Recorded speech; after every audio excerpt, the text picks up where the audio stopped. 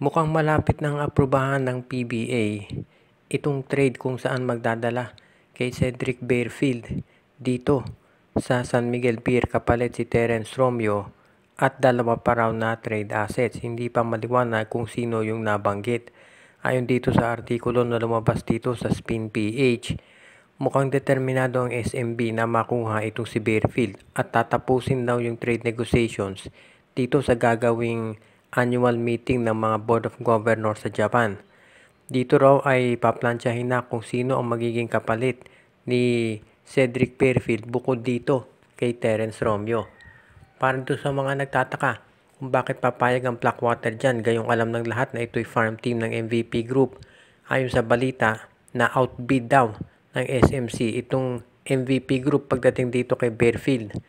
Ibig sabihin, itong serbisyo ni Barefield para dun sa highest bidder at nanalo ang SMC at yan ang dahilan kung bakit siya mapupunta dito sa San Miguel Pier.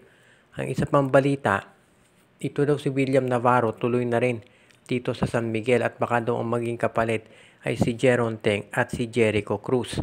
So ibig sabihin mukhang set na para aprobahan yung trade ni William Navarro at ni Cedric Barefield dito sa San Miguel. Kapag nagkataon, mapupunuan yung kakulangan ng San Miguel dito sa point guard pagdating ni Barefield dahil yan ang naging problema nila, nagkulang sila ng scorer. At ito namang of course alam natin, itong si William Navarro, yan ang magiging power forward ng San Miguel. Ang malamang kasama doon sa Navarro trade ay itong si Vic Manuel at iba pang players ng San Miguel, baka si Simon Enciso. So tignan natin kung ano mangyayari dito para maliwanag na gustong punuan ng San Miguel yung mga pagkukulang nila dito sa kanilang lineup in preparation para dito sa bagong PBA season. Posible nga ba na itong si Evan Nel na kapipirma lamang ng isang 2-year contract dito sa Northport Batang Pier ay matrade dito sa Barangay Ginebra at baka ang maging kapalit nito ay itong si Bon Pesumal at yung iba pang guards ng Gene Kings. Mukhang iyan ngayon ang tinitignan posibilidad ng iba dahil sa ngayon nakikita raw nila na itong Barangay Ginebra ay gusto na magkaroon ng tinatawag na mas batang lineup. At mukhang nakikita nila isang solusyon dyan ay itong si Evan Nel. Itong si Evan Nel, alam natin nakilala yan sa maganda niyang nilalaro dito sa Lasal. At may mga nagsasabi nga na itong si Evan Nel magiging maganda yan doon sa magiging takbo ng Barangay Ginebra kung sakaling makuha nila. So abangan na lang natin kung ito ay matutuloy. Kung sakasakali na makuha ng Barangay Ginebra itong si Evan Nel, ang tanong sino kayang pwedeng kapalit? Well, pwede na siguro sa tingin ko itong si Bon Pesumal dahil itong si Evan Nel bumagsak doon sa second round yung kanyang posisyon. Marami nagsasabi na makukuha to sa first round. Kung yan naging first round draft pick, mas mataas yung magiging kapalit niya sa Ginebra. Pero dahil bumagsak siya doon sa second round, pwedeng bench player na ang ipalit ng Ginebra para sa kanya. So sa tingin ko magiging maganda ito para sa Gene Kings kung sakasakali na makukuha nila itong si Evan Nel. Alam naman natin na nandiyan na si RJ Abarientos para sa kanila. Pero iba pa rin kapag meron kang dalawang batang point guard dahil syempre yan ang hahalili dito kay LA Tenorio kapag ito ay eventually nag-retire na.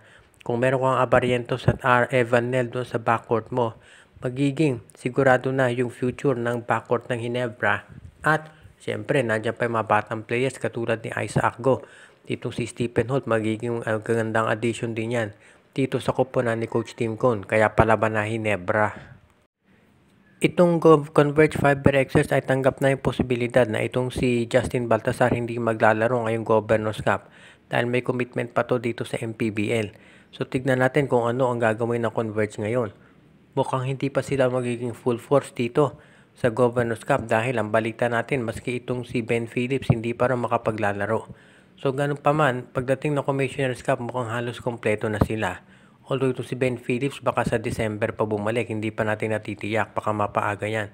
Kung sakaling matuloy nga yung pagdating dito ni Ben Phillips at Justin Baltasar, malakas na talaga itong Converge Fiber Excess.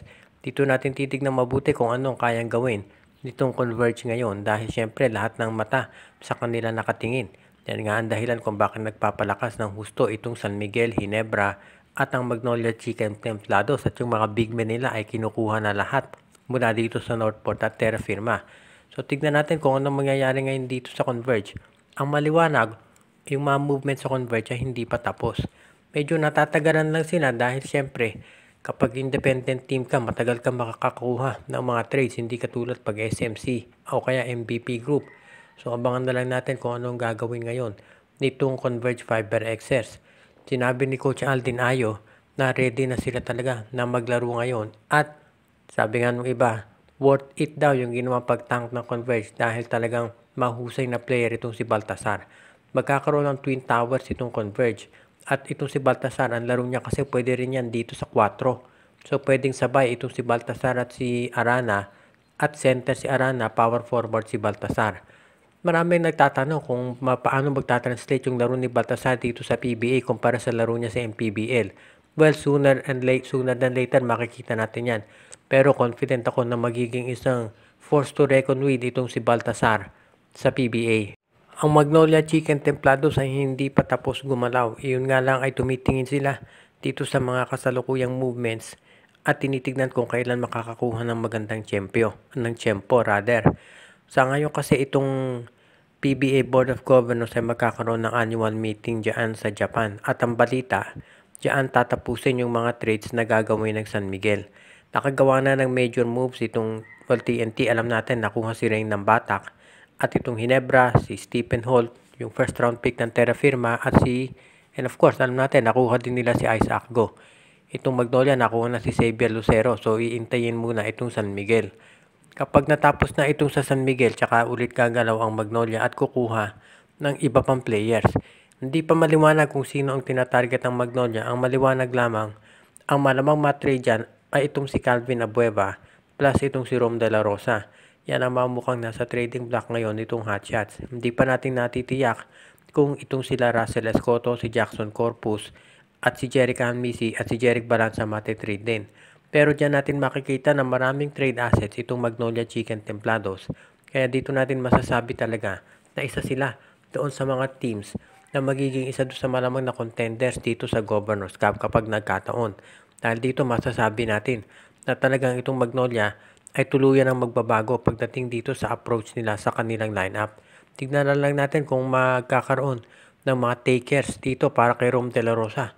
Pero sa tingin ko hindi naman mawawalan dahil mahusay na player ito at maraming ang fans na Magnolia nagsasabi masyadong ginagamit ni Coach Chito Victorero. So abangan na lang natin kung ano ang gagawin nitong Magnolia Chicken Templados pagdating dito kay Rom De La Rosa at kung saan team siya ititrade. Although sabi ng mga sources, mukhang malamang daw sa Terra Firma o di kaya dito sa Northport Batangier, depende sa negosasyon. Shoutout kay Joseph Pineda, Joshua Giray, Espejo at Rosales family, Jonel Alagon, RG Bueno at Dalina family, Edwin Carmona Jr., Ireneo Salangsang. Binabati din natin si Eduardo Monsales, Alicia Garcia, Renato, Marcia, Renren, Junjun at Linlin Dineros, Alicia Garcia, Katsakino Dukusing, Anthony Alon family, Malyari Mascareñas, Ireneo Salangsang, Jason Mendoza, Enju at Dexter Domer at Michael D.